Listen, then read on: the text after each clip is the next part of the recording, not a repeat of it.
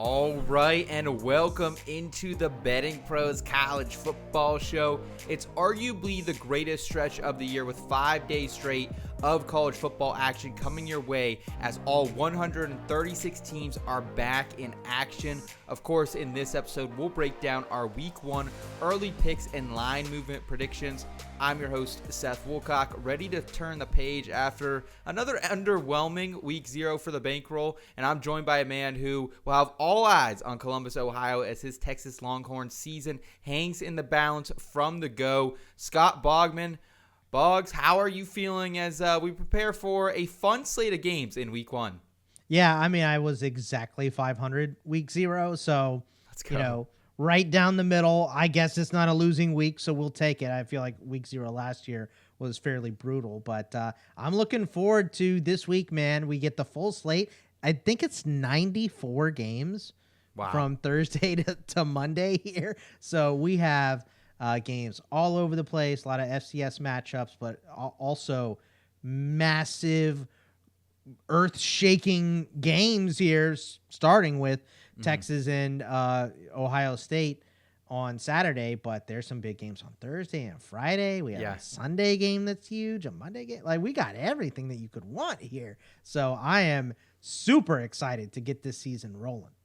If you're a college football fan, it really is the best weekend in sports. No NFL to steal the spotlight. Only thing you might have going on is maybe some fantasy football drafts. I know I'll have a couple going on this weekend as I'm enjoying the fun. And before we get going, shout out to everyone who's hanging out with us either on the BettingPros YouTube channel or the audio feed. The easiest free way to support us here.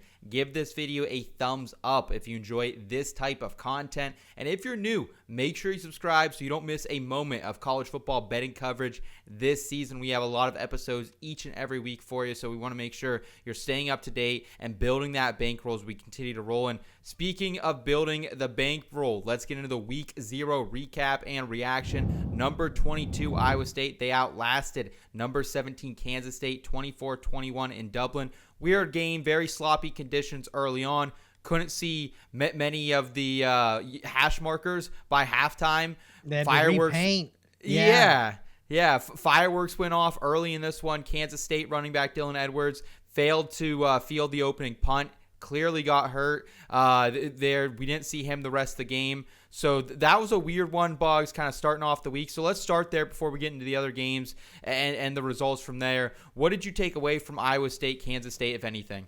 Yeah, what a good game, right? First of all, right down the middle pretty much for the entire game. But Dylan Edwards, I mean, this is what we were worried about. I just didn't think it would be on the very first time he touched the ball of the season he would get hurt. But a little undersized at the position, so we were worried about the workload, but he gets hurt here. Obviously, that hamstrung this Kansas State offense, but they had their opportunities. They just did not take advantage, specifically in the first half. When you, muff that fumble, you hold them, and then you get nothing out of it. When you go for it on fourth down, you get nothing out of it. You don't take the points to go up in Ireland on Week 0 in a weird slate. Like, just take the lead, man. That was such a weird decision. And then I think you saw the tale of two halves in terms of what the Iowa State offensive line did. And just, big credit to Matt Campbell for not just talking about making adjustments, making the adjustments. If you saw Carson Hansen in that second half running over that right side of the line, Kansas State had no answer for it. So that was, we were worried about the offensive line. Terrell talked about the potential improvements. We absolutely did not see it in the first half. They looked miserable. Becht was getting harassed and sacked and throwing picks and almost picks. The line was breaking in the first half. So the second half, I felt decent, but then we saw them make that adjustment, run over the right side, and that was all they really had to do. They converted some big third downs, and Kansas State just did not have the juice without their running back to score points, and they made some bad decisions. So, I was wrong on this one. It was close like I thought. Rain got involved here, which they do in every Ireland game, so we're going to have to keep that in mind for next year and moving forward. Like, that game's going to get rain either before or after or during. Like, there's going to be rain. It's like Seattle over there. So, very interesting game that I was on the wrong side of. Yeah, I mean, First of all, I think there's a question mark of Chris Kleiman going for it. You're backed up on your own 30. It's still a 3-point game, 8 minutes left. I thought that was a questionable decision. And I will say, like as poor of some decision-making there was from K-State down the stretch, Iowa State just showed up there. Like, I really liked how end of that second quarter, early second half, we saw a lot of Abu Sama on the ground, and we didn't see Hansen. We were kind of wondering where he is. He comes out with fresh legs in the fourth quarter, just starts mowing people down. And Rocco Becht, man, like, give it up to this guy. He was dealing in this game. Had a lot of drops early on from his receivers, kind of getting adjusted. We didn't see some of the big transfers really step up there. It was kind of some of those homegrown guys that have been behind Higgins and behind Knoll on this roster really step up there. So I got to give it to Iowa State, man. They really impressed me here. But, you know, it could be weird with them coming back off this game and take them a couple weeks to get back in the swing of things. And, you know, prayers up for Dylan Edwards, man. Let's hope we see that guy soon because he is way too talented to be on the shelf. Yeah, and also Avery Johnson's dad. What are you doing, bro? Let's relax. Yeah, I agree there.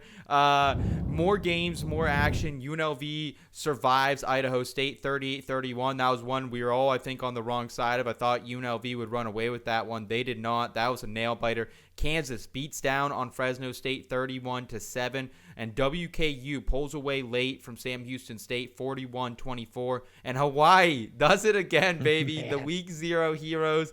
23-20 against Stanford with some bad quarterback play there for the Cardinal. Boggs, take away from the rest of the Week 0 slate.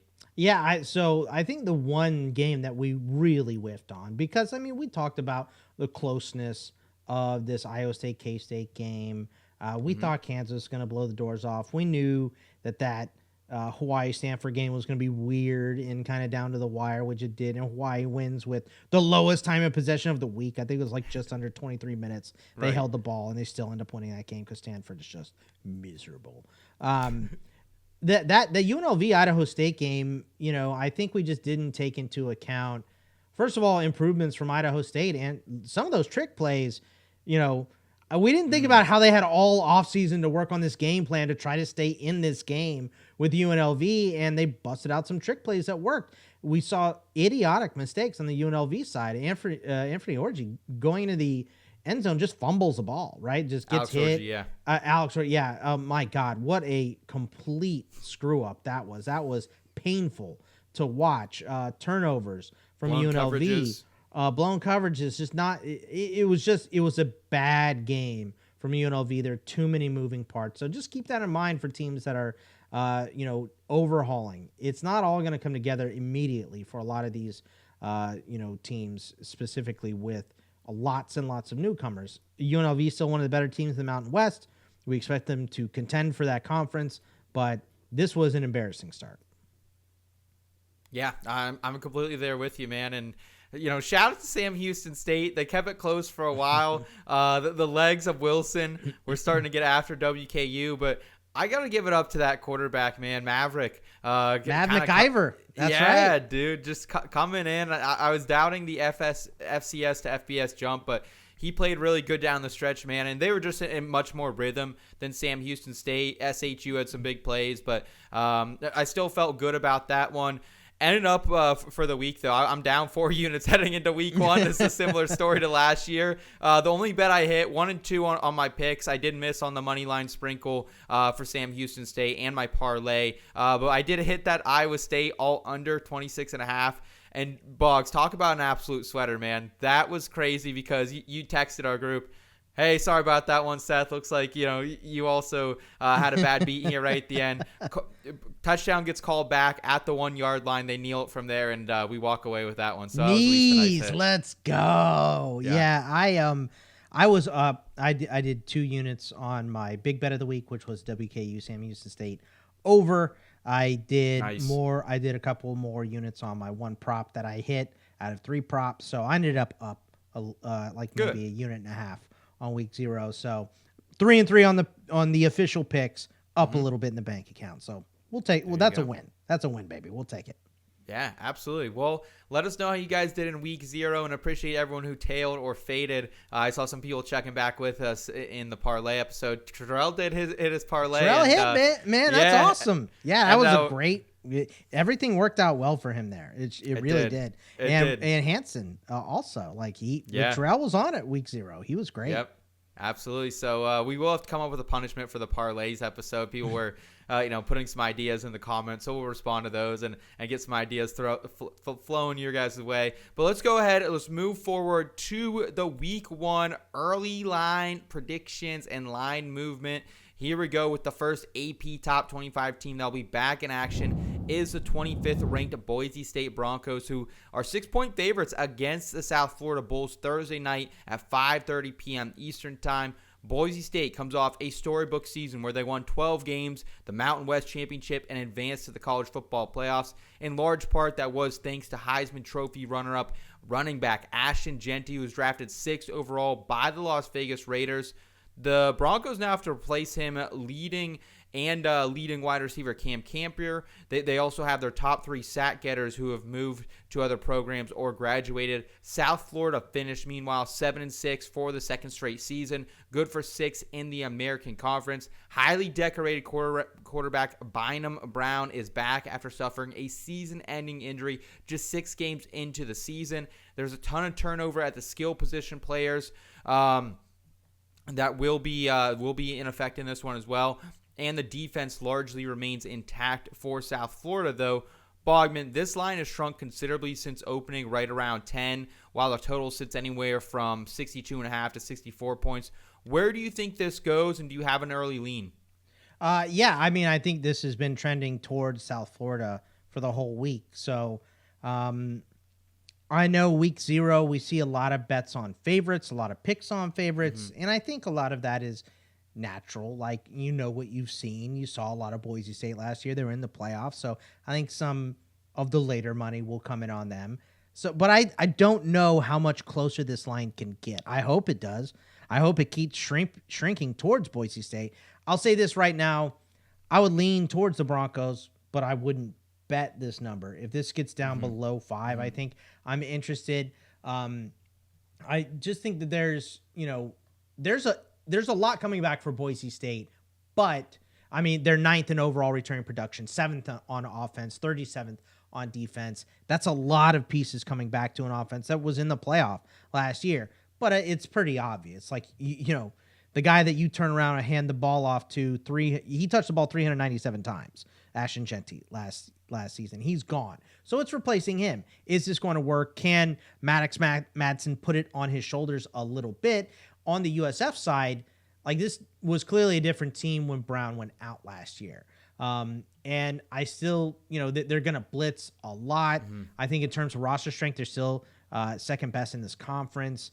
I like the under. I think both defenses are strong. Boise State's going to have to figure it out on offense without Jeanty. Alex Golesh, the coach of USF, makes so many great adjustments. This team outscored opponents 123 to 56 in the third quarter. So one of the better adjustment makers at halftime in Golesh. So I just think that with Boise State having a very good roster, returning so much production on offense and on defense, and with Byron Brown kind of being a question, Boise State having to figure out the new repetition on offense and the new, who is going to lead this team, I like the under.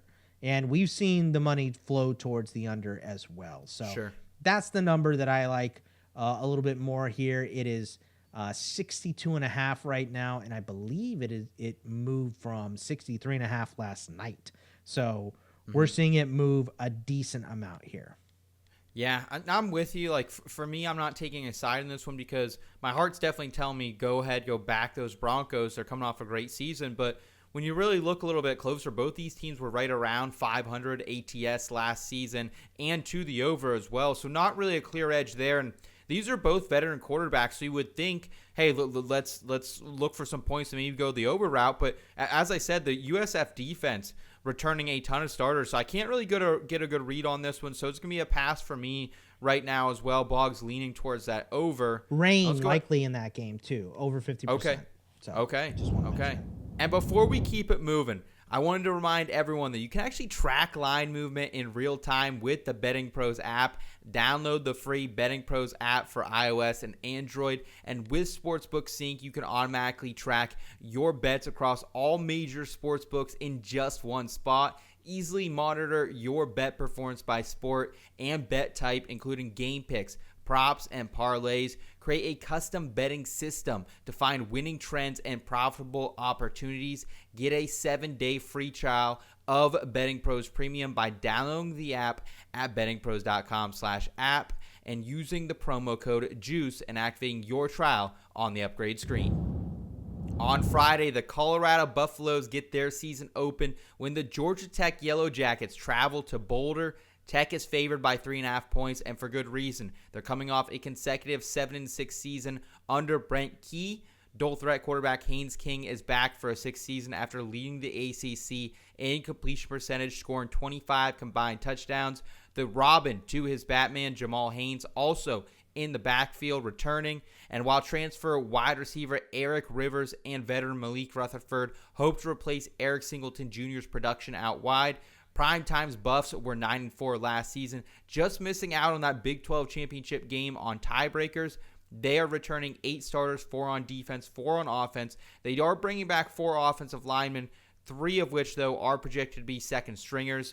But all their skill position players are transfers or ascending up the depth chart after losing the likes of Shedeur Sanders, Travis Hunter, Will Shepard, Jimmy Horn Jr., and even LeJohntay Wester, all to the NFL. Still unknown if be Liberty transfer quarterback Caden Salter or the 4-star redshirt freshman Julian Juju Lewis, but it's projected to be somewhat of a platoon at quarterback here.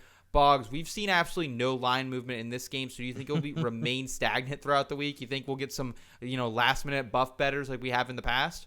I think so. I think that's pretty fair to say. Like, the line, you would expect it to open up towards a more popular team. The more popular team right now is clearly Colorado. Mm-hmm. So I think you're right about that, Seth. If it does open, it will open in favor of Georgia Tech.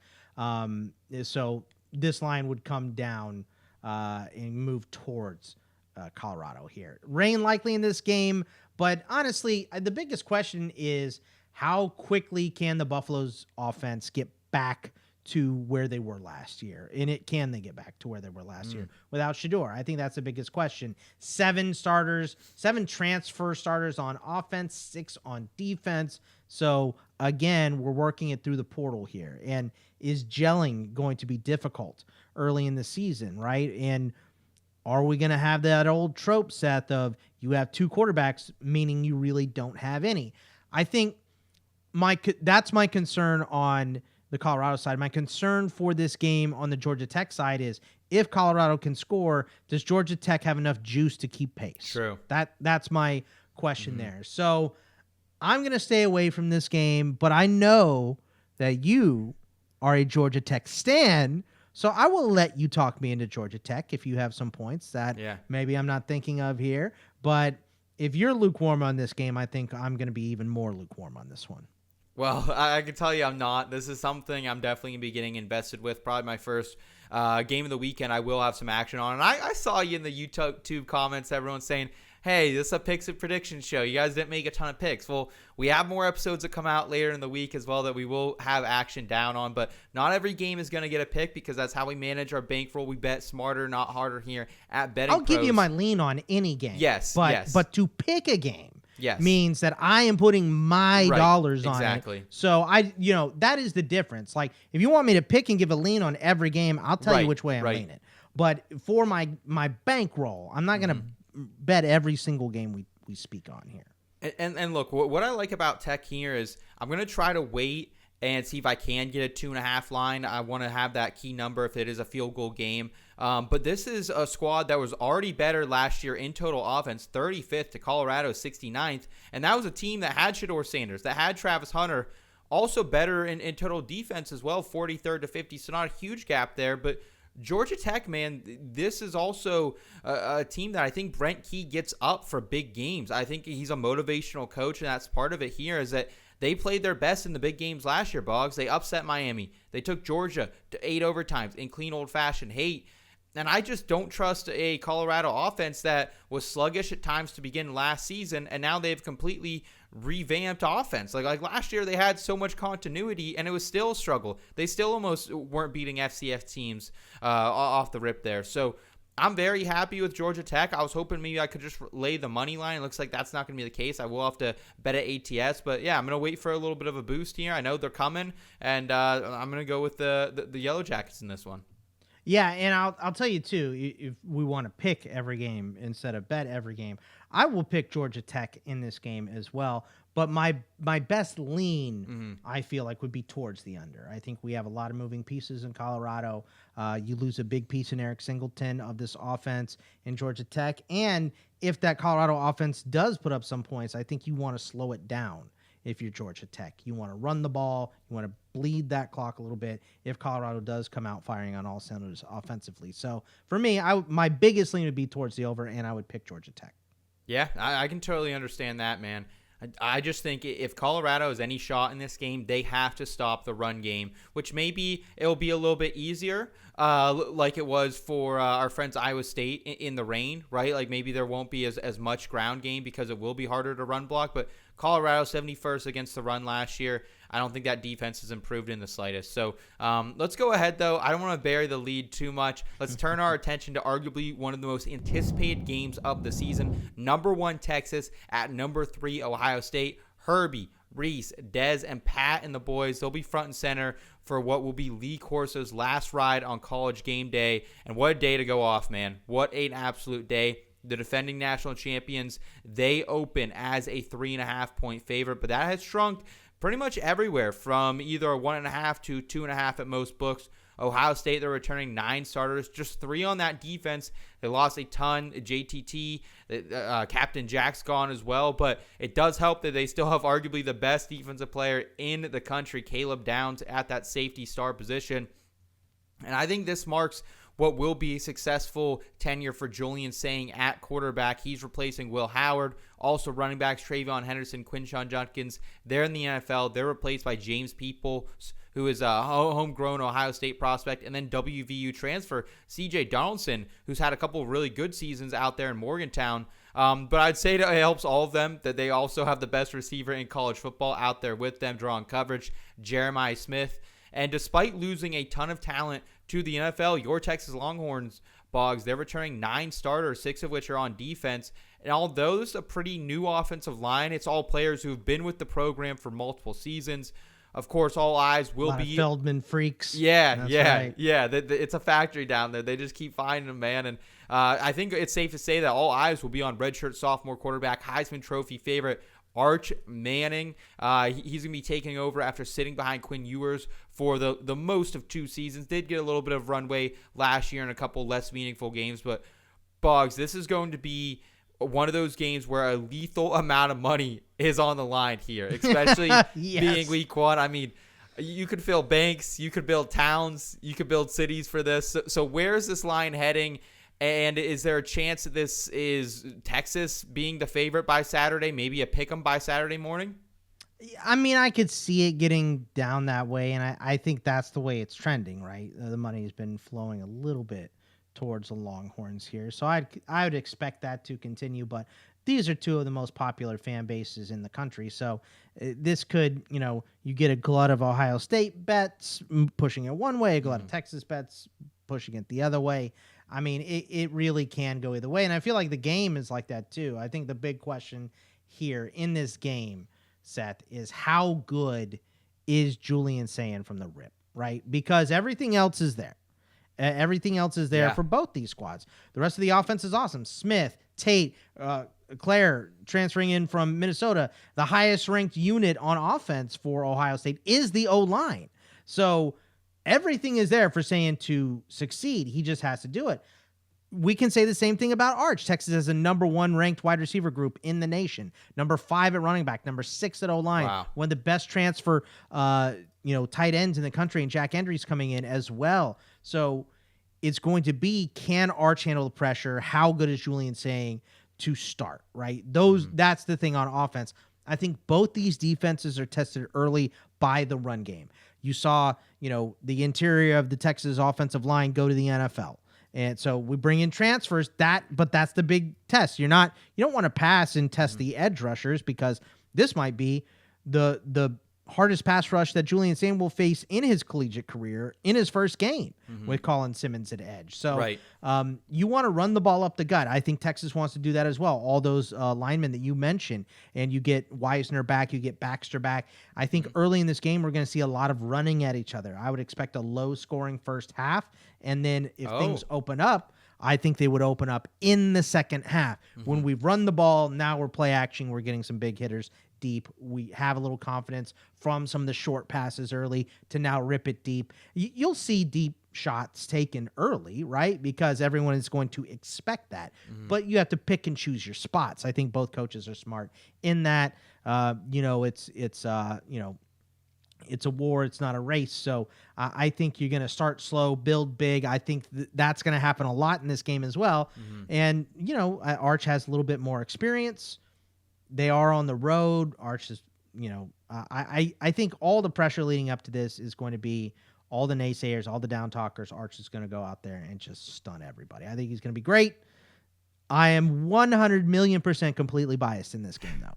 Give me the Longhorns. Yeah. I'll lay the points, or I'll take the points, and then if it gets close, I would lay a point or two as well. So more than that, I really don't like it. And if you want to stay away from this game because it's so close and all of that, I understand that as well. I lean towards the Longhorns. Yeah, I'll likely probably be staying away from it. I know there's going to be some exact boosts probably available for this game. FanDuel usually puts out their game of the week or something for Saturday. So I can see myself maybe getting invested if it's still around 2.5. I can get that, closer to a 4 or a 5 number. Because I'm with you. I do think at the end of the day, Texas is going to start this season 1-0. I think this is the beginning of a really great stretch. But hey, it's a very tough place to go play down there in the shoe. So stay away from me, but Boggs is leaning towards Texas, it seems. And maybe a first half under Boggs. Is that something? I don't hate that. Okay. Yeah, that's a good one that we may bring up on Wednesday.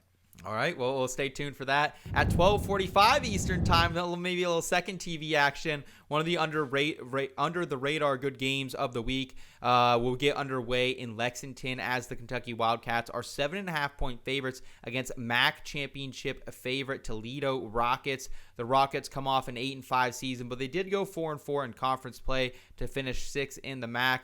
Last week, I implored everyone to please come with me. Let's tail the Rockets to win their conference, as 10 of their 11 defensive starters are coming back this year. Also, they're returning the receptions leader, their leading rusher, and 6-year senior quarterback Tucker Gleason, who led the MAC in total touchdowns, 31, and finished second in total yards as well, north of 3,100. Kentucky, they're coming off a 4-8 season, but they have been known to pull off a big upset or two, or at least try to, with some questionable decisions mixed in there. Second to last finishing order in the SEC last year. They're returning just 7 starters, and 7 offensive starters are all transfers. Big Zach Cazalda, he will be coming in. He's the starter here from Incarnate Ward. Last time he played an FBS football game was back in 2021. So Boggs, we got Big Zach here, and this is a game that opened at 11.5 months ago. This has been shrunk, I think, because of the quarterback news. He wasn't projected to be the starter heading into this one, but likely not a ton of money coming in on this game as a whole. So do you think it can maybe swing back open a larger spread, or do you think if you want Toledo, 8's about as good as you're going to get? I think you should wait if you're taking Toledo. I think you should take this immediately if you want Kentucky, because I do think that this game is a little bit mispriced. I think, look, Toledo is a very good MAC team. And speaking of homers, I believe you have a ticket on Toledo here. I do. Seth? Maybe a little bit. Wonder why we're talking about this game and not UCLA and Utah. Interesting. But this is a good game. I'm just giving you a hard time, bro. In this game, look, Kentucky is a bad SEC team, but they're not Mississippi State. And Mississippi State was the first win for the MAC against the SEC, I believe, since 2015. So, look, we've had some good games, right? Vandy was played hard by Ball State. Bowling Green barely lost to Texas A&M. Toledo beat. But, it was Toledo beat Arkansas in 2015. And before that, Ohio beat Kentucky in 2004. Those were the MAC wins, the most recent MAC wins against the SEC, right? So, Kentucky is not a good SEC squad, but they play Georgia hard, right? They're still a top 30 overall roster in the country. So Toledo's great. They have a lot of offensive return production on offense, but they don't on defense. That's where they're going to get beat. I know it's Zach Calzada coming over from Incarnate Word. Not a lot of people are very impressed by him, but we're still talking about SEC-level athletes. An SEC offensive line pushing around a MAC offensive line. I think they should dominate time of possession. I think Toledo is a very, very good MAC team. I think they could make this interesting for a half. Which half, I think, is a big question. And I'm going to take the Wildcats by a lot here. Wow. Yeah. See, I'm on the opposite end of this, man. Like, I'm going to wait as long as possible, and then I'm going to hammer the Rockets. I think that's what I'm going to do because, like, if this was against Arkansas or, like, even Vanderbilt, like, I think I would take a pause. But this is Kentucky, man. And, like, I'd argue this roster last season and even now with the question marks they have, like, this could be the worst team in the SEC. Like, if we're handicapping it, like, I would absolutely give Mississippi State more wins to them. I just like what they done in the portal and recruiting more. And Kentucky was 114th in total offense last season. Toledo 86. Kentucky 44th in total defense. 8-4 to the under. Toledo 54th. And the Rockets always show up in these big games in the non-con, dude. It just always happens, man. Toledo, as you mentioned, they beat Mississippi State by a mile last year, 41-17 in Starkville. That game was on the road. Also kept it within 2 of Illinois the season prior, one of the bigger dogs from the Big Ten. And let's go back to 2021, Boggs. They took the 8th-ranked Notre Dame Fighting Irish to the brink in South Bend, 32-29. So I don't need them to beat Kentucky. I just need them to keep it within 8 here and potentially maybe 10 or 11 by the time this gets to the weekend. So that's really, Seth, it depends on what Kentucky team shows up. Sure. Honestly. Yeah, do because you get the I Ole Miss saw one? Kentucky play the worst game I've ever seen a college football team play against South Carolina last year. It was disgusting. I hated it. And the next week, they took Georgia overtime.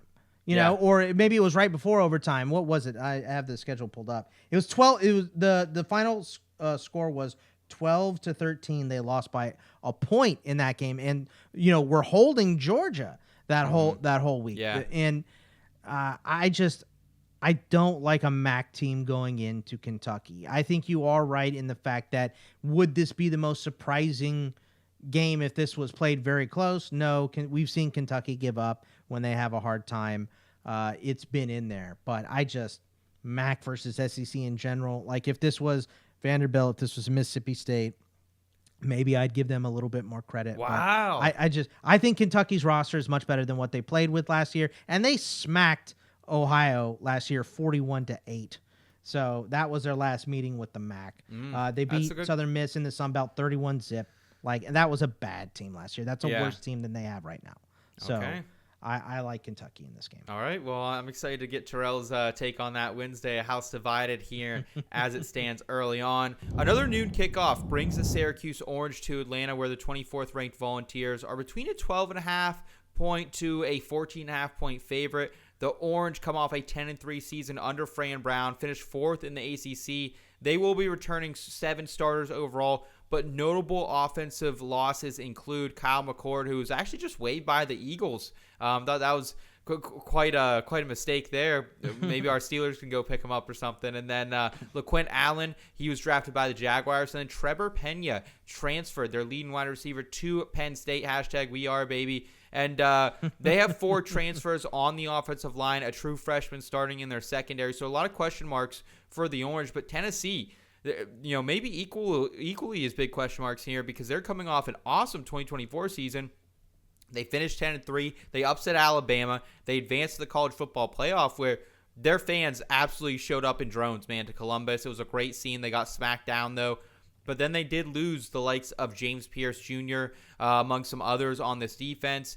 And then also Nico is gone to USC. Dylan Sampson now in the NFL, maybe projected to start with the Cleveland Browns week 1. And this team is also hitting the reset button at offensive line, at wide receiver as well. We have App State transfer Joey Aguilar expected to start. So, Boggs, with a lot of uncertainty here on both teams, where do you expect this line to go, and will you have any action on it yourself? Yeah, I actually do already have action on this game. I'm taking Tennessee, man. Look, this is too much to replace for Syracuse. It's just they're 128th in offensive returning production, man. Like they have nothing coming back on offense. So there are massive losses for Tennessee. You mentioned them, right? Nico leaving specifically late in the process is brutal. But Joey Aguilar comes in from App State, tons of starts under his belt. Now he gets better weapons than he had at App State, a better O-line as well. I think that's great. You lose big pieces on defense, right? Omar Norman-Lott, James Pierce, huge pieces on defense. But this is Tennessee. Again, this is a SEC school that recruits well. They're already preseason ranked, right? Like this squad is going to be good to go. I know they lost a bunch of pieces. Syracuse has lost too much. I think their defense wasn't that good anyway. It was good last year for a little bit. That's fine. A couple games they showed up, but I just think that with this offense, with being in the Mercedes-Benz Dome, I think Tennessee is going to sell out that stadium. I think it's going to be a crazy environment. I think it's going to be way too much for a patchwork offense putting things back together. Steve Angeli is great, right? Like he was really good in that game, but I don't think that he's going to put together the same magic that Kyle McCord had. So miss me with Syracuse this year. Give me the Vols big.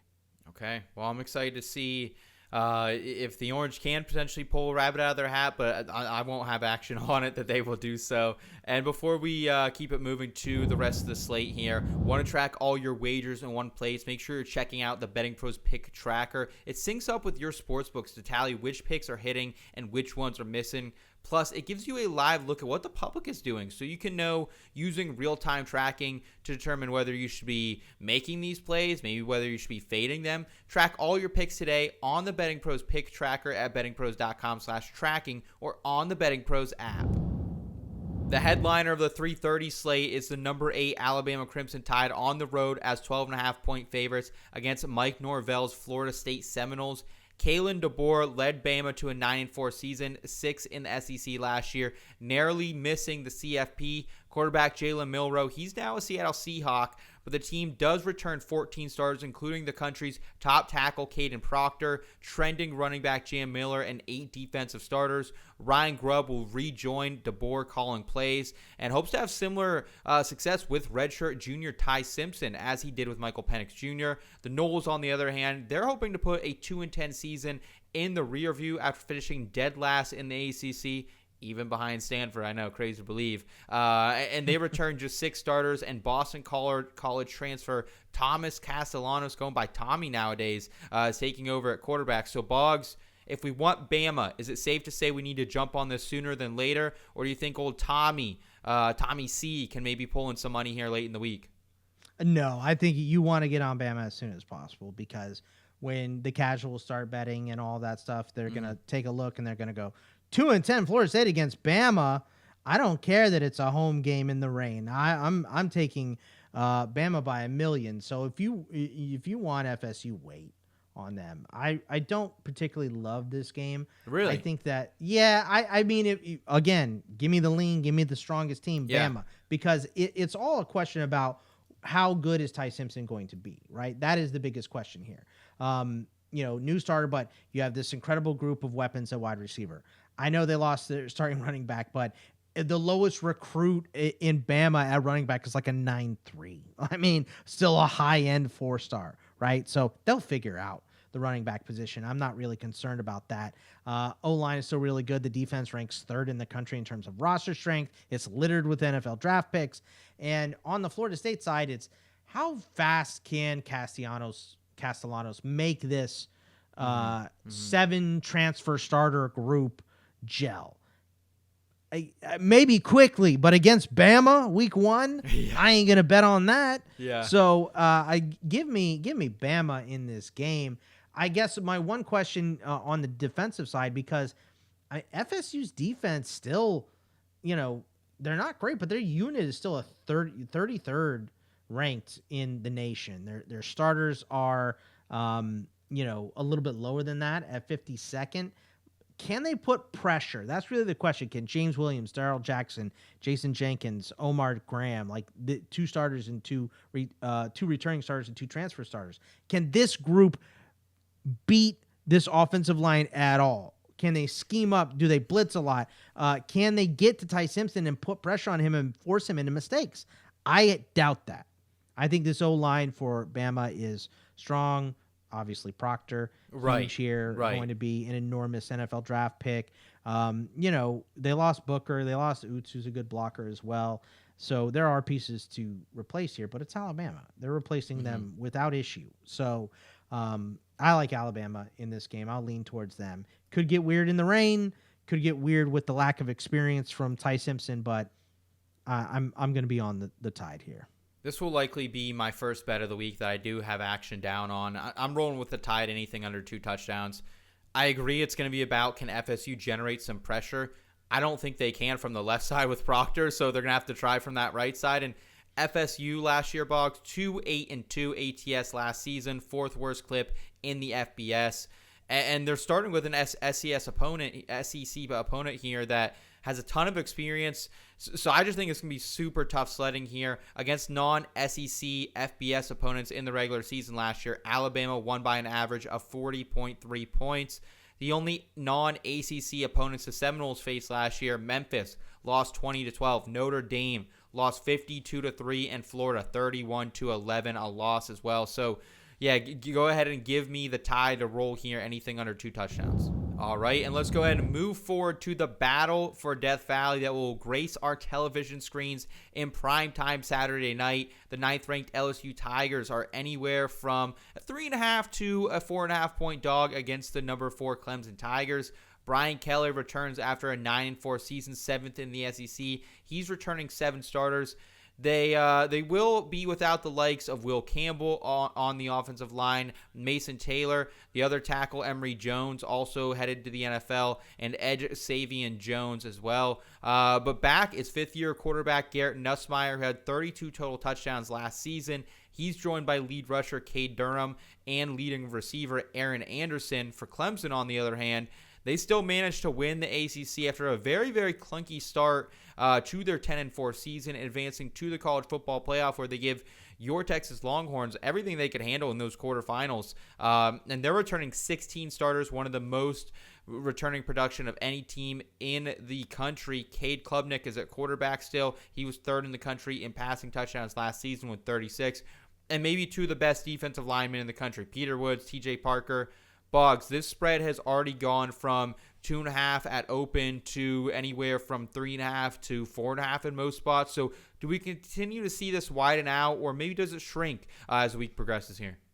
I don't think it's going to get much bigger than this. Maybe I'm being ignorant or wrong here, but I don't think this game should shade more than 3 points one way or the other, right? Okay. Like, give Clemson 3 points because they play at home, I guess, maybe. But outside of that, this is such an even matchup.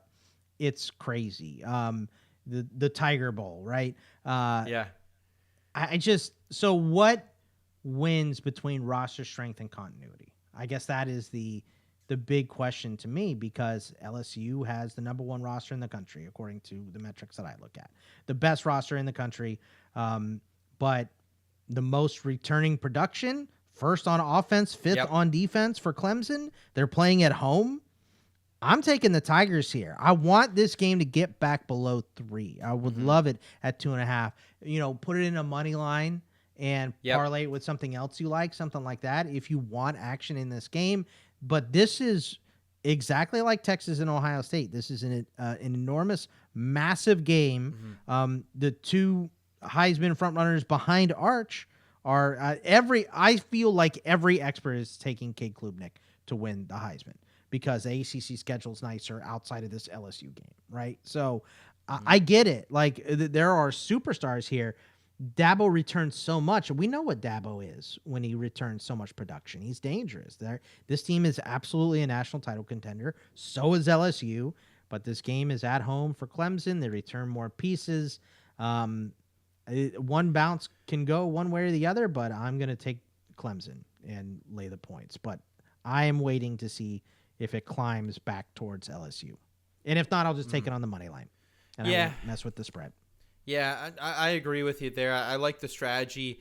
I mean, it's a lot of juice you're drinking right now in the money line, minus 166, but I'm sure there'll be another one of these opportunities to get invested with some type of promotion, a boost, a free bet, something along those lines. So I don't hate that at all. And this is another one, too, where I would go with the favorite if I have to pick. I think I'll just sit back and enjoy. And that's, one of the great things about week one. We're going to learn a ton about these teams. But I love Antonio Williams. I love this receiving core for Clemson. And I just don't think LSU's defense with so much turnover is going to be up to par. And with that offensive line losing both their tackles, man, like, you're going to stop Parker and Woods? I don't think so. I don't think they will. Garrett Nussmeier likes to put the ball in some risky places sometimes. Maybe that comes back to bite him this weekend. We do have another ACC-SEC clash on Sunday as the Virginia Tech Hokies. They're traveling to Atlanta, where they are 7.5 to 8.5 point dogs against the 13th-ranked South Carolina Gamecocks. Pretty disappointing 6-7 2024 season for Brent Pry's Hokies, just given the expectations. They finished 9th in the ACC. They're returning just 5 starters and have holes to fill at wide receiver with Jalen Lane, Steven Gosnell leaving, and 1,000-yard rusher Bayshaw Tootin, now a Jacksonville Jaguar. However, we do have dual threat Kyron Drones, who's returning for his 5th year. And South Carolina, on the other hand, they turned into an absolute wagon down the stretch, man. Finished 4-9 under Shane Beamer, in large part thanks to the development of Lenore Sellers, who ended up finishing with 25 total touchdowns. Sellers is just one of 9 starters back after losing a lot of NFL production. However, the Gamecocks do return edge Dylan Stewart, who had 6.5 sacks. Some are calling him the best pass rusher outside of Clemson in the nation. So, Bogman, this line is tightened up from 9.5 at open to 7.5. Will it get below a touchdown by Sunday? Oh, I hope so. I'm waiting on it. Please get Is that the line you want? That's what I want. Okay. If it gets to 6.5, I am snap taking South Carolina. But generally, I like to take points week one. I think a lot of the stuff that we lean on in our information is from last year in these teams with the portal. A quarter is gone every year. I think we know too much about those. So I like to take underdogs, but when we're talking about these upper echelon teams, I have a hard time picking against them. Sure. This is another one. I feel like Virginia Tech is like the Walmart version of the Cartier South Carolina, because Drones has similar skill set, similar value to his team that Lenore Sellers has for South Carolina, and he's going to have to do a lot. That's where I question. My question is, can Va Tech keep pace scoring with South Carolina? Because, we talk a lot about how, it's Lenore Sellers and nobody. They have Nick Harbor. Nick Harbor's good. They bring in Faison to start a running back. Yeah. Mazio Bennett was good down the stretch a little bit. Like, they have experience coming back on the O-line. Like, this is a good squad. And even when you look, I think their worst rated group is running back, and it's not rated high at all. But the starters are 18th in the country. The 2 deep is 9th. Wow. So, even at that position where it doesn't look strong, they have a lot of experience, and all you got to do is play off of Sellers, right? So, what is going to happen is Sellers or Drones going to make more mistakes. I think it's Drones. I think Dylan Stewart might end up being the best defensive player in college football by the end of this season. They might have the number 1 and number 2 offensive and defensive player on this roster at South Carolina in Sellers and Stewart, which is just insane to think about. So, for me, I like South Carolina at home in this game, or in Atlanta in the South in this game. So give me South Carolina, but I really want this to get down below a touchdown. 6.5 is a perfect number. Yeah, I'm with you there, man. I think the hype for Lenore Sellers very justified after just the sensational growth we saw down the stretch from him last year, and I do agree. I think Virginia Tech a little bit the Great Value brand of this program, and watch out for Great Value brand. There's some little bit of allegedly there's some weird stuff going on. There's also some radioactiveness apparently. Allegedly. So, but I don't think they'll want to sponsor the program anytime soon. But I'm agreed with you there. 6.5 would probably be the number I would need to see to lay that as well. And if you thought there couldn't be any more bangers on the slate, will enter number 6 Notre Dame on the road as a 2-point favorite against the number 10 Miami Hurricanes. A season that started in absolute turmoil when they were upset by Northern Illinois in Week 2, ended in the national championship game where the Irish fell to Ohio State. Marcus Freeman gets back 11 starters, including 3 high-level offensive linemen, perhaps the best running back in the country, Jeremiah Love. Aside from losing Xavier Watts, this entire secondary is back in action. CJ Carr gets the keys to this offense. And meanwhile, the U, they were very much back in 2024, finishing 10-3, just outside the ACC championship game window and the college football playoff. But they're losing quarterback Cam Ward, running back Damien Martinez, who went for 1,000 yards, and their top 3 wide receivers, including Xavier Restrepo, who's been just a sensational player and a force there for a long time. Plus their athletic big man, tight end Elijah Arroyo, who's also Seattle Seahawk. So they have lost a ton on offense here. That leaves just 8 returning starters to join Georgia transfer quarterback Carson Beck on the field. Boggs, is this another one where if we're going with the Irish, we need to jump on them now? Yeah, I mean, I would think so, because I know that a lot of people don't like Carson Beck. A lot of people don't like the Hurricanes. Guilty as charged. Yeah, and that is understandable. So I would like this number now. This game, listen, I have been just awful at trying to pick Notre Dame right or wrong in my history on this show. I feel like every time I pick Notre Dame, you need to fade me. I'm just not good at picking the Irish. I don't really like them here. On the road with a new quarterback to start against Miami, and I know Miami is down a little bit to people. This is still a top 10 roster, right? And if you look at the starters and the 2 deep, the measures that I take a look at, this is a top 10 roster on offense and on defense, on the 2 deep, and on the starters. So this roster strength, and they're at home. There's going to be rain. You have CJ Carr in his first start as well. Like, the weapons are there for Notre Dame, but they're not there for Miami. Obviously we have Daniels transfer in, Carson Beck coming over with a lot of starting experience. Love him or hate him, he's got a lot of experience. They bring in stars. This roster is put together well. So I hate this game. I don't really like it. Like I would absolutely be on Notre Dame if this was a Notre Dame home game. Okay. In Miami feels weirder to me. In the weather feels weirder to me. First-year starter versus a lot of experience in Carson Beck. This defense is not a joke at Miami. I know, I think they're better this year than they were last year. And, Cam Ward is missing. That's an enormous piece. I'm not sitting here trying to tell people Carson Beck is Cam Ward or even close. I think Cam Ward's way better. But I don't think Carson Beck is as bad as people are making him out to be. He's just not an NFL-level player. That's it. Doesn't mean he can't be a really good ACC QB. So, tough game, tough matchup. I don't like any part of it. I'll stay away. My lean is Notre Dame, but my lean would be towards the under as well. And I think I like the under more than I like anything here, and I don't really like anything here. Mark my words, ladies and gentlemen. This will be my biggest bet of the Week 1 slate. It's the Notre Dame money line. 12-3-1 last season, ATS, an 80% cover rate. And I think this is a much better team than Miami. They were a better team last year, right? Like they obviously were. They made that run to the college football championship game. And I really like that they have more returning players than Miami in the positions that matter. And let's look at that quarterback matchup as well, because I think that's the difference here. That while Carson Beck has experience, he's with a new team.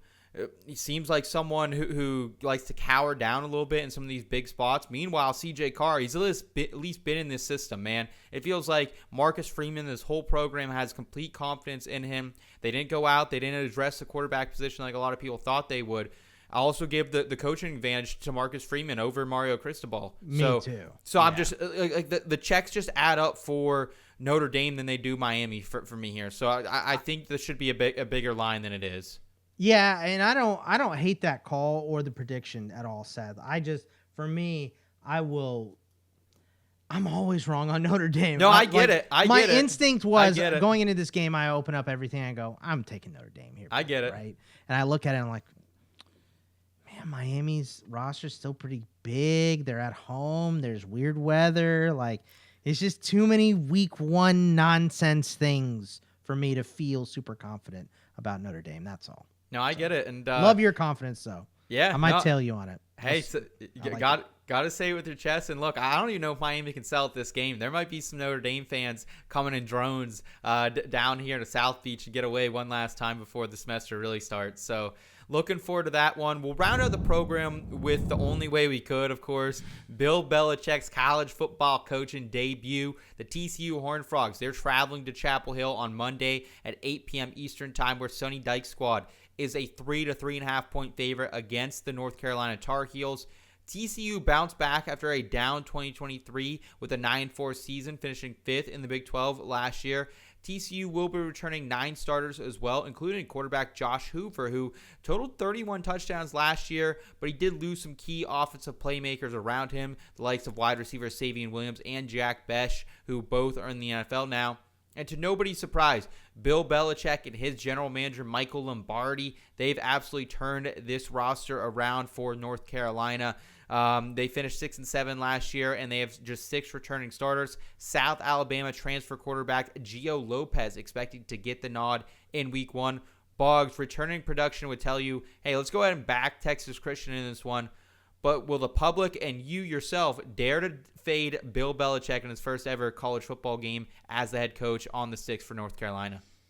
Yeah, I will. I'll fade Bill Belichick coming into into college football, but I'm not like this isn't a with my chest out game at all. This is going to be a lean. This will not be an official pick because I don't really like it. I do lean towards TCU here. You mentioned it, and I just think in football, in any sport, particularly football, I think coaching counts for more than it does in any other sport. But the talent is on the field, right? Yeah. It's not on the sideline.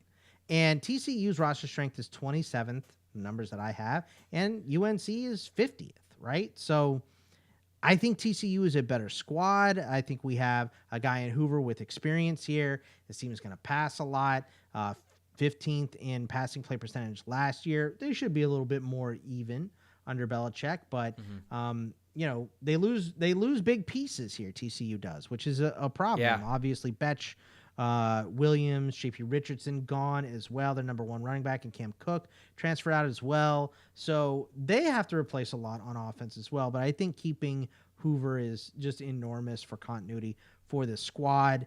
And there's just so many moving pieces for North Carolina. Right.